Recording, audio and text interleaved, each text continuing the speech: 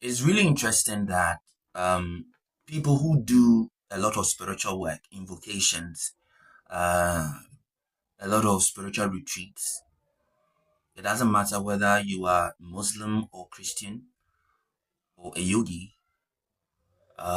or any form of spiritual practice that you do, you will attest to the fact that spiritual energy is sexual. If you attain a very high spiritual state, if you are in a deep spiritual state, you are doing intense spiritual work, and you are bombarded and you are harnessing such spiritual energy, it is sexual.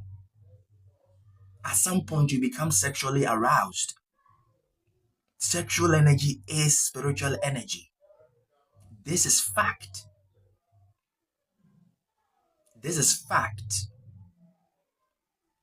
And this is also accounting for um, um, a lot of spiritual people, pastors, or um, those in the Islamic circles, whatever denomination or religious circle you belong to, you have some scandals. Sexual immorality or sexual perversions is mostly and usually found in the circles of spiritual people or spiritual masters or spiritualists, because the ancient science of tending to spiritual energy and harnessing excess spiritual energy into the higher mind for the elevation of consciousness, for the most part, is lost. For the most part, is lost. So those who believe they can be celibate, those spiritual denominations or those spiritual orders that say to themselves that they are celibate, they find themselves wanting. They find themselves secretly indulging in sexual perversions, because you can't just get up and proclaim that you are celibate. I'm going to be celibate without applying the tantric technique of harnessing sexual energy, okay, through the spheres from the earth, Malkuth, to Ein Sof, and bringing and grounding yourself deeply into the black earth, so that any sexual energies like excess electric energy can properly channel into the earth through the earthen wire. So there's a lack of grounding, there's a lack of spiritual knowledge. Even the practice of yoga is deemed demonic or evil by other religious practitioners. And yet the very essence of yoga is the amalgamation of the Ida Nadi, the Pingala Nadi being electric or solar, and Ida Nadi being magnetic. It is water, it is lunar. Therefore, being baptized by water and fire is the awakening of the fire of consciousness. It is the awakening process. Your so-called Holy Spirit cannot be induced within you without activating the mysteries of fire and water within you. It is the sun and the moon, rooted in your physical existence, that is the earth. Understand spirituality and sexuality in this way. It is the secret. It is the secret to your liberation. The understanding of sexuality and spirituality is the secret to your liberation. As the good book says, honor your father and mother. The father is electric, the mother is magnetic. And within your family, within your embodiment, your father holds the solar essence, which is held within the sperm. The mother, your biological mother, holds the lunar essence, which is the egg. The two come together for form to be created. This is the beauty of life. This is the beauty of gestation.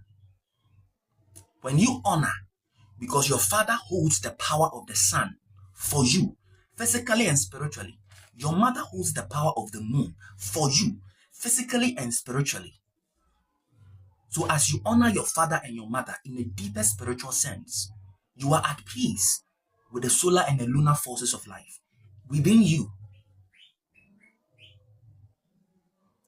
Like the building plan, the building plan and the builder, you come up with an architectural drawing, you have the plan on paper. How do you transfer the drawings from the paper to real life? Transfer the drawings on the paper to the site to completely build the house and furnish it. The plan is the father element, the masculine essence, because the feminine does most of the work. In reality, the masculine is 20% of reality, the feminine is 80% of reality. So when we are talking about the balance between masculine and feminine, we are not even talking about 50-50. It's 20-80. Even if it is 79-21, it is an imbalance. It's supposed to be 20-80. You see, your father's sperm that meets with your mother's egg, the sperm holds your destiny. We don't wish to go deeper into these things, but at the very least, we wish for you to understand reality is not what you think it is. Your mother's egg holds the secret and the mysteries of your nourishment. How exactly your destiny is going to unfold, the process with which your destiny shall unfold, that mystery is held with your mother. Your father, who comes with the plan, the destiny itself, and the details of it, like the blueprint of the drawing, is held within the sperm of your father. So that is the plan.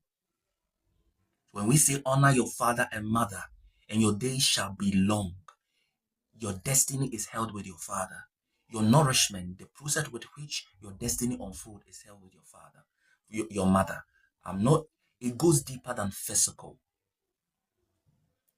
It goes deeper than physical reality. And in a higher state, in the fourth, the fifth, and the middle fifth dimensional reality, you find that the electric of your father, the magnetic of your mother moves higher, then it goes into the sun. The nourishment that you are, any spiritual grace you are receiving from the sun is streaming to you from your father, even if your father has passed away. And the essence, the beauty, and the nourishment of the lunar force is streaming to you from your mother. It does not matter the nature of your relationship with your parents. The energy flow is independent of the way your parents are.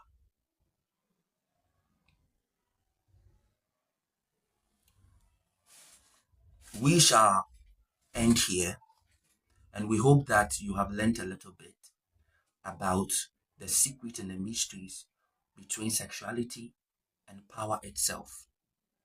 The power of God is sexual. The power of God is sexual because it is God and Goddess forming the supreme force. All energy, all power comes from one source. Thank you.